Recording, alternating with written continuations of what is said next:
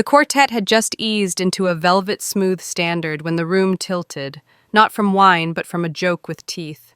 Candles threw soft light across the plaster moldings of Hampton House, and somewhere between the soup spoons and the champagne flutes, the laughter started. I'm Noelle Hart, 31, founder of Harbor and Vine Events. I make impossible nights look effortless. Tonight was my mother's 60th, my design, my budget, my reputation. Charleston air slipped through the old windows. The lemon cream cake waited backstage like a promise. I'd timed every beat, from oyster service to the final toast. I'd planned this moment to feel like grace. Instead, my sister rose from her chair with a stack of folded t-shirts and a grin that said she knew the ending. A little surprise, Brianna sang, passing fabric like party favors. Mom opened hers, best mom ever. Dad lifted House King to applause. My brothers said family MVP. When the last shirt landed in front of me, there was a hush that tasted like metal. I unfolded mine. Biggest disgrace to this family. All caps. Bold. The kind of font that doesn't blink. A few guests let out thin laughs, the nervous kind. Brianna tilted her head. Relax, it's a joke. Mom's hand fluttered to her mouth, half a laugh, half a warning. Dad stared past me at the chandelier, and my aunt clapped like she was afraid not to. I didn't give them a scene. I gave them silence. I laid the shirt beside my plate, lined the hem with the fork's handle, and picked up the leather folder I'd carried in like a quiet secret. The room leaned forward, linen rustled. A waiter froze mid-step, a tray of flutes balanced on a palm. I held the folder chest high so the letterhead caught the light. Then I bent one corner, made a clean crease, and tore. Slow. A sound like paper sighing through glass. A first sheet, a second, a third. By the time the fourth page parted, the quartet had gone still, bows suspended, the kind of silence you only hear in old houses that have seen worse. Brianna's smile slipped. Mom's breath snagged. Dad's chair scraped against marble. I didn't look at them. I watched the pieces drift down and settle in the spill of candlelight like ash from a fire you thought you'd never start. I didn't say much. If I'm a disgrace, I said, voice steady, you'll do just fine without me.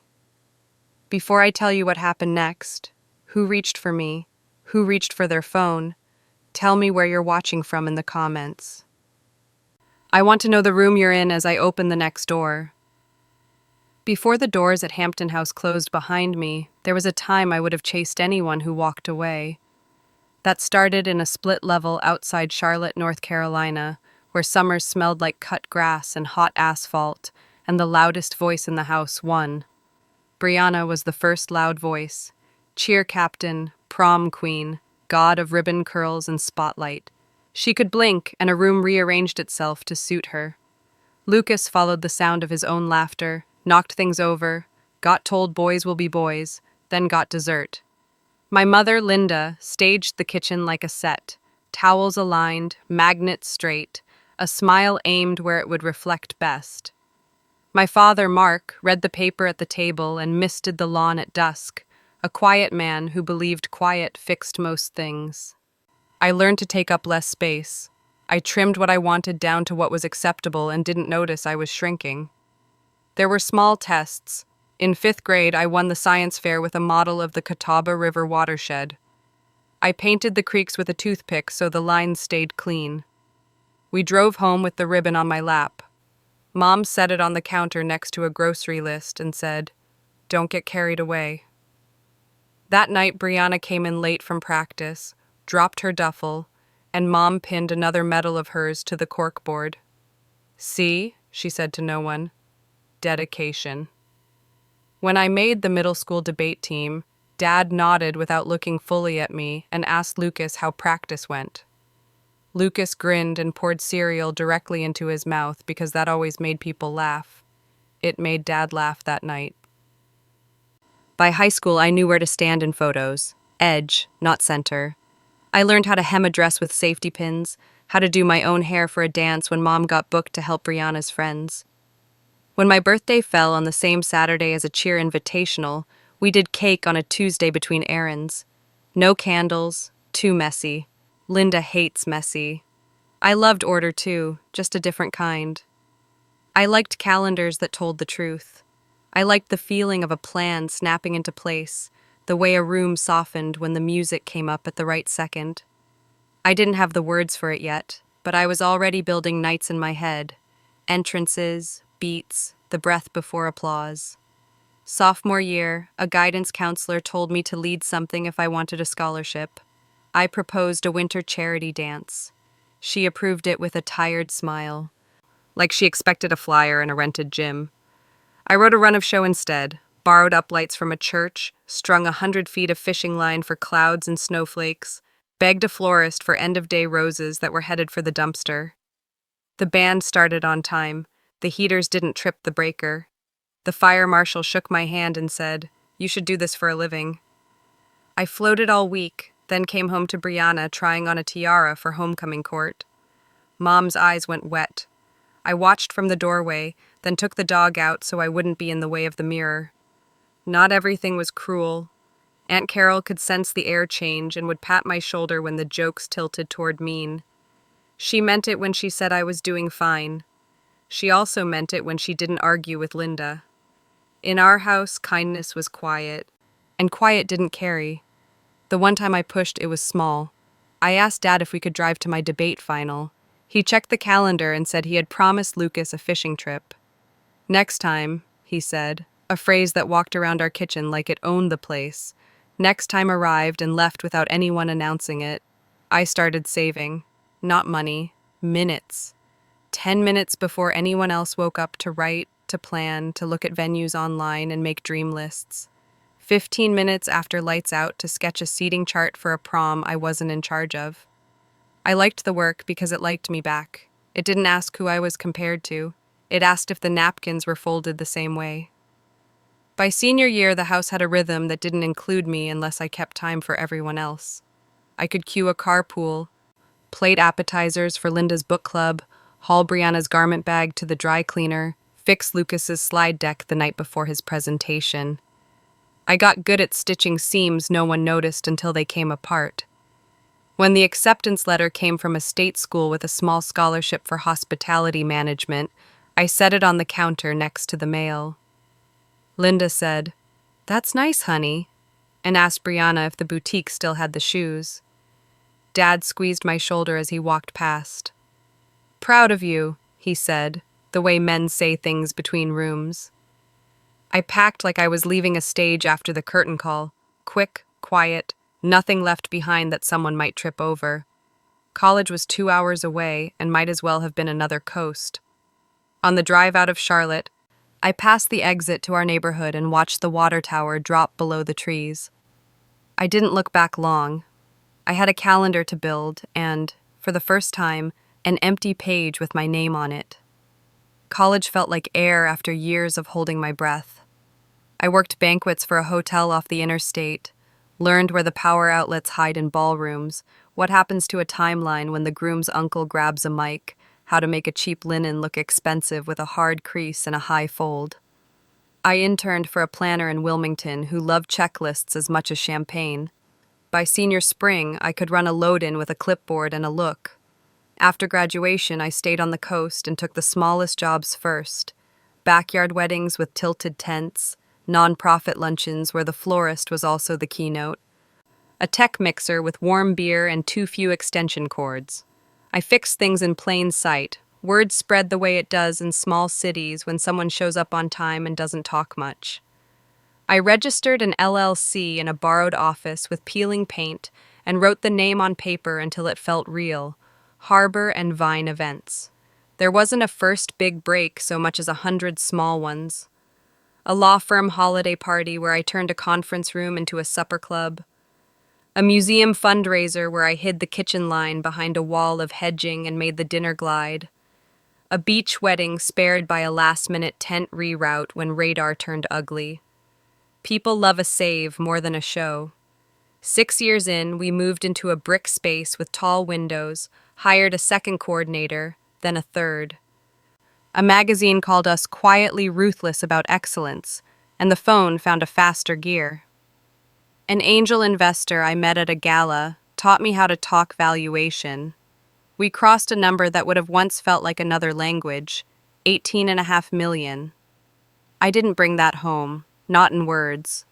What I brought home was relief, parceled into payments that cleared while my coffee cooled. When Mom needed her knee replaced, Linda called to ask about hospital parking. Insurance would cover most, she said. Most was a number that made her voice tight. I wired $72,000 the next morning and texted her a photo of hydrangeas for centerpieces at a June wedding. She sent a thumbs-up emoji and later told a neighbor that things had worked out.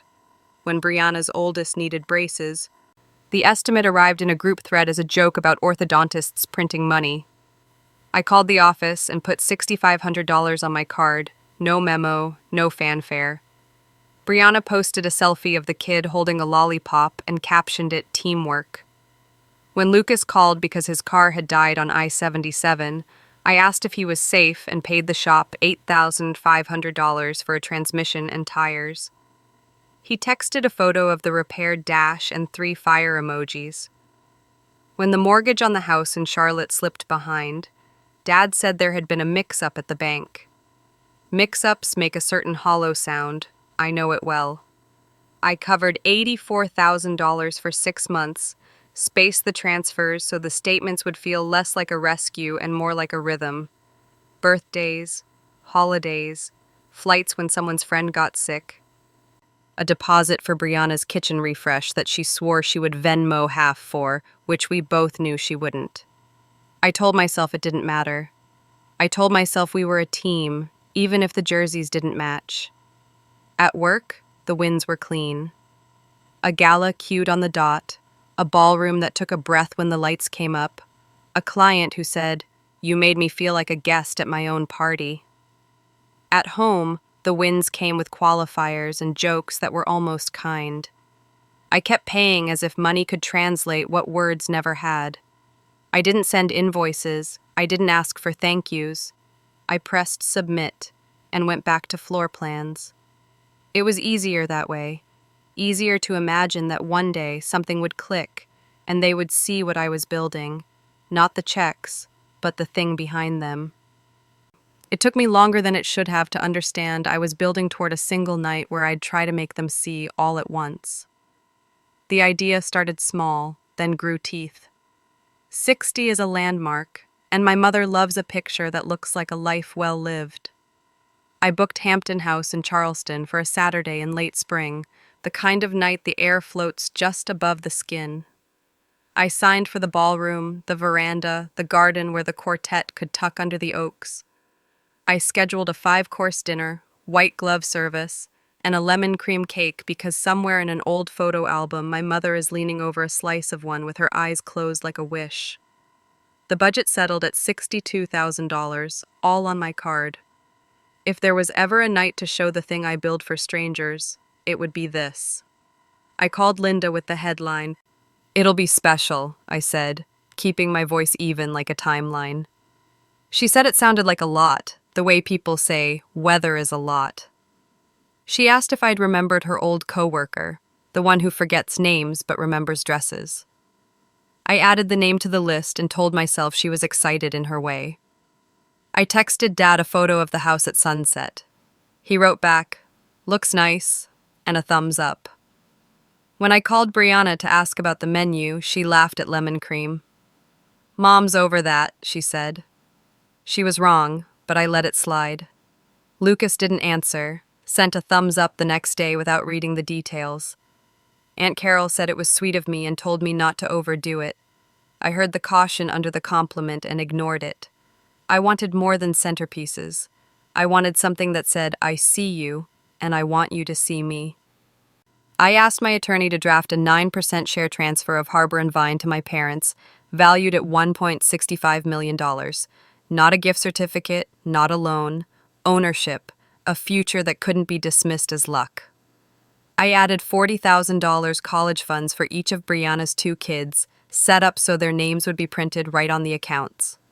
We checked the language twice, then again. I signed where the tabs told me to sign. The folder felt heavier than paper. I imagined the handoff.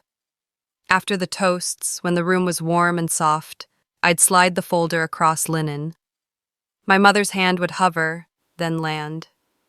My father would nod, slow and real. Brianna would sit back, quiet, maybe even smile. The kids would be in bed, and their tomorrow would already be better.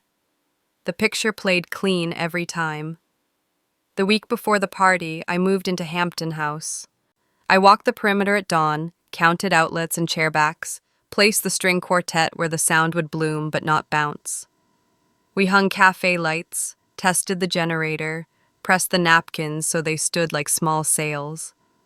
I ran the kitchen line with the chef, set the cadence of plates, built a 30-second cushion into the second course because people always talk longer over fish. I chased a florist from peonies to orchids and back again, then made the orchids work. I sent a final itinerary to the family group thread: cocktails on the veranda, dinner at 7, toasts at 8, dancing at 9. Brianna replied, "People get bored with schedules."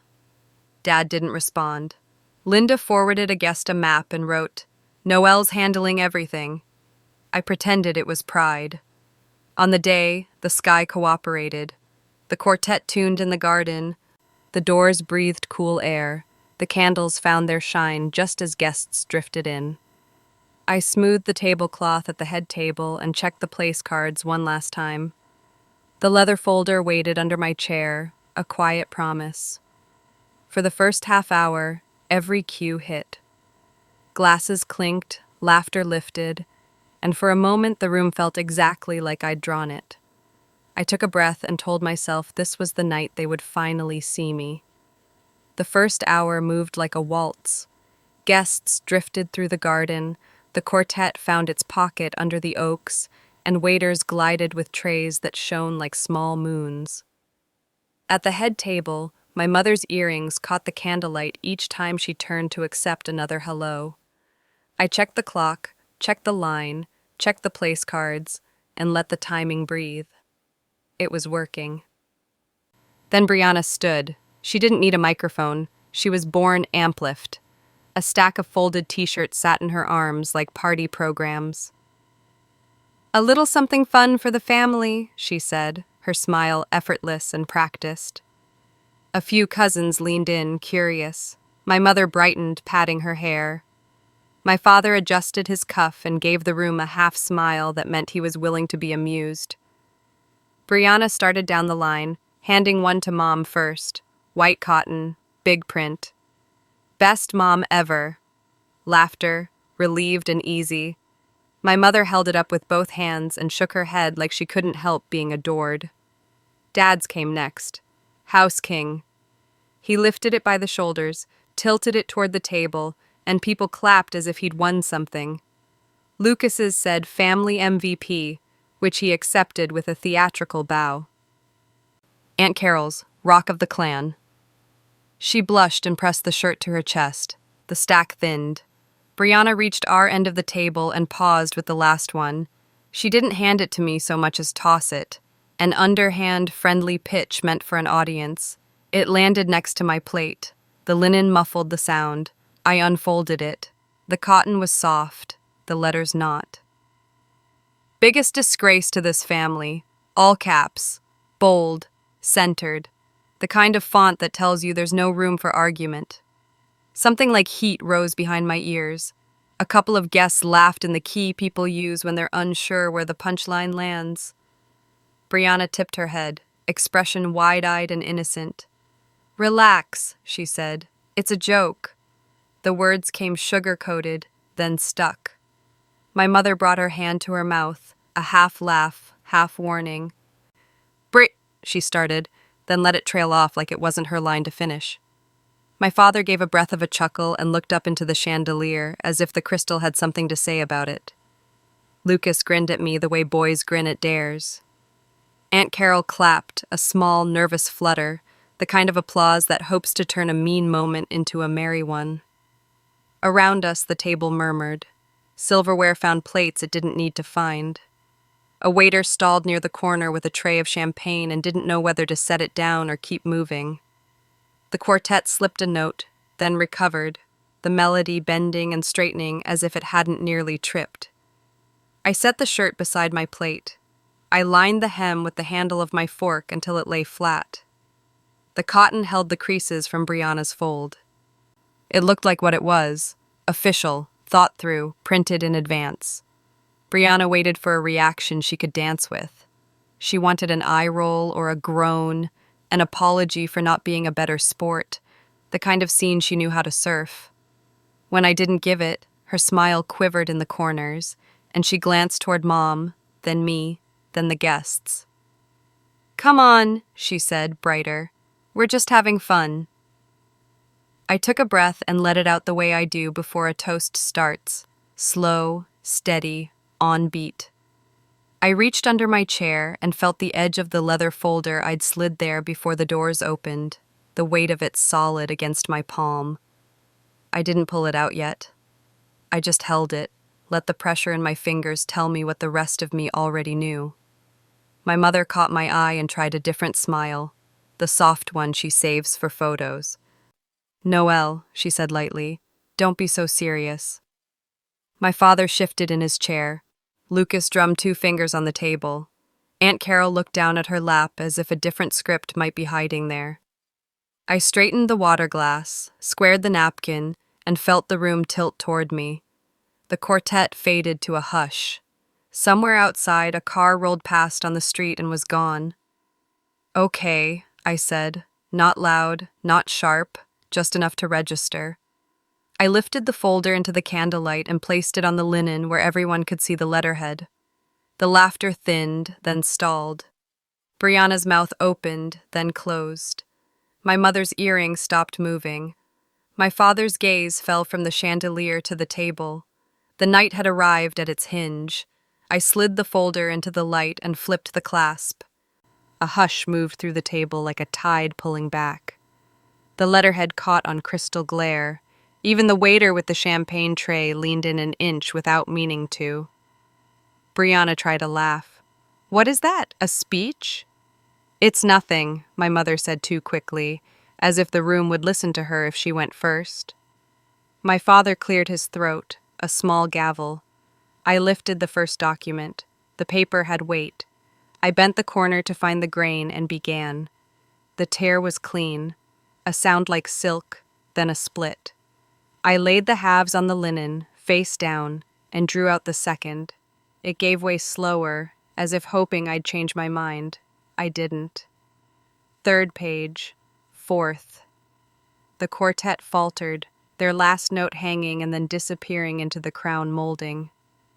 "Stop!" Brianna snapped, louder now, the party favor smile gone. "Noelle, seriously, what are you doing?" My mother's voice thinned. "Noelle, don't. Those look important." She reached a hand that hovered over the table and didn't land. I didn't answer. I lifted the stapled packet with the blue tab, 9% transfer of Harbor and Vine, and pulled.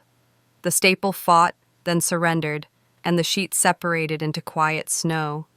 My father stood halfway, palms on the table. "We can talk about this," he said, words squared off like fence posts. He didn't move toward me. The final envelope held 2 forms with 2 names, $40,000 assigned to each. I pressed my thumb to the flap, opened it, and tore through the center line, right where a signature would have married promise to paper. The pieces shivered down into the candle glow and settled. Aunt Carol's hands had gone still in her lap. Lucas exhaled a low, "Whoa," the way boys do in parking lots when a bottle breaks. At the edge of the room, someone's phone screen lit and then dimmed, an instinct without a plan. I closed the folder. The leather looked older now. I set it flat and met the faces I knew better than they knew me. Brianna's jaw worked. My mother's eyes were wet and uncertain. My father stared at the confetti of what he hadn't been asked to earn. "If I'm a disgrace," I said, even, steady, You'll do just fine without me." No one spoke. Somewhere a spoon hit a plate and stayed there. Outside, traffic whispered past the iron fence of Hampton House, as if the city were keeping its own counsel. I pushed my chair back. The legs grated lightly on the marble and then stopped. I folded the napkin, left it neat on my plate, and stood. Brianna took a step like she might block the aisle. "You don't get to make a scene and walk out." "This isn't a scene," I said. "It's a boundary." I didn't raise my voice. My mother tried my name like a lifeline. "Noelle." My father offered a compromise he didn't believe in. "Let's step outside." "I am," I said, and I was. I moved through the narrow path the servers had kept clear, past the tulips I'd approved and the lights I'd insisted on dimming by 2% at dusk. The quartet, unsure, lowered their bows. I felt 20 pairs of eyes, and none of them were mine. At the threshold, I didn't look back. The doors were tall, old wood with a brass sweep polished that morning. When they closed, they did it the way old doors do, fully, with a low, final sound that emptied the room behind me and gave the night its shape. The night air on Meeting Street felt cooler than it should. I walked to my car with my phone still face down in my purse and drove to the hotel without turning on the radio. I slept, badly, and woke to a screen full of missed calls. Brianna first. Voicemails that started bright and ended sharp. "You humiliated Mom," she said. "You ruined her birthday." Then Linda, softer, asking what those papers were and why I'd made a scene. My father texted, "Fix this." Lucas, predictably, "Real mature." Aunt Carol left a message that shook. "I didn't know. Call me." I didn't answer. I brewed coffee and opened my laptop. The calendar still showed the week ahead. Load-ins, walkthroughs, a lighting plot to approve. Work behaved. My phone did not. By afternoon, I saw the posts. Brianna went first on Facebook, a public note about a drama queen who tore up important papers for attention. Photos of the t-shirts, comments piling on with laughing reactions from people who didn't know what they were laughing at. Linda and Mark took the analog route, neighbors, church friends, anyone who would stand still. "Noelle had a breakdown," Linda said, practicing sympathy like a script. My father kept it clipped. "She's always been difficult." I stayed quiet. The group chat pinged, then stalled when silence didn't turn into apology. On Wednesday, a reporter I'd spoken to months earlier emailed. The profile on Harbor and Vine was live. It was simple and exact. How we started, how we grew, what excellence looks like when you do the boring things right. It listed numbers that weren't rumors: $72,000 for my mother's knee, $84,000 to stabilize the mortgage, $6,500 for braces, $8,500 for a car that died on the interstate. It didn't mention Hampton House. It didn't have to. By Thursday, the comments shifted. Strangers wrote that they'd been the quiet one, that they understood paying for smiles that never landed. My inbox filled with clients saying they were proud to work with us. A women's business forum asked me to speak. I answered the work emails and kept deleting the rest. The backlash at home wasn't cinematic. It was administrative. Brianna's boutique cut her loose. $12,000 a year gone with a 2-sentence email about brand alignment. Her husband, tired of the noise and the bills, filed. Lucas forwarded me a VC rejection that called him a reputation risk. He was selling cars by the weekend, telling everyone it was temporary.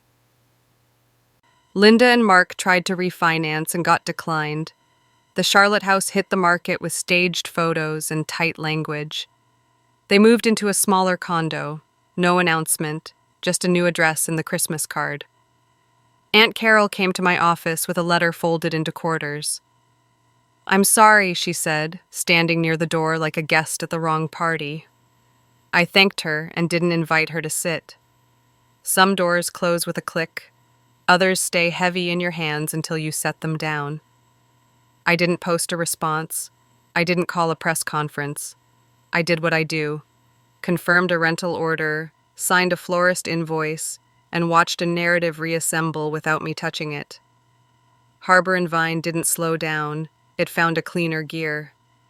2 weeks after the Hampton House incident, we signed a $1.6 million festival contract that stretched from permitting to pyrotechnics. I added a New York outpost in a narrow brick building with creaky stairs and a view of a water tower. We hired 2 more coordinators, a production lead who likes silence as much as I do, and a bookkeeper who worships reconciled ledgers. The valuation ticked past $23 million and kept going. Clients arrived recommended by people who'd never met my family and didn't care to. I bought a small cottage on James Island, salt air in the mornings and cicadas at night. The rooms are simple: a kitchen that shows its seams, a porch that asks for bare feet, a dining table long enough for friends. I hosted dinners and watched how laughter moved when no one was keeping score. The first time someone cleared plates without asking me where the dishwasher tabs were, I almost cried and then didn't. I slept through the night for the first time in months. Invitations followed the profile. A women's business forum put me on a panel about building without noise. A charity asked me to direct a gala on a 45-day timeline. We did it in 43. A small college brought me in to talk to seniors who were still translating their resume verbs into the shape of a life. I started a mentorship circle, 6 women at a time, 12 weeks, practical homework, contracts, cash flow, boundaries. We don't talk about dream boards. We talk about how to fire a client who thinks you're furniture. My phone is quieter. The family thread sank under its own weight. Linda sends occasional photos of church potlucks and azaleas. I tap a heart and put the phone down. Brianna's account is private. Lucas posts about APR deals on sedans and calls it the grind. Aunt Carol mailed a birthday card signed in a careful hand. I keep it in a drawer with the ribbon from the first museum fundraiser we ever did.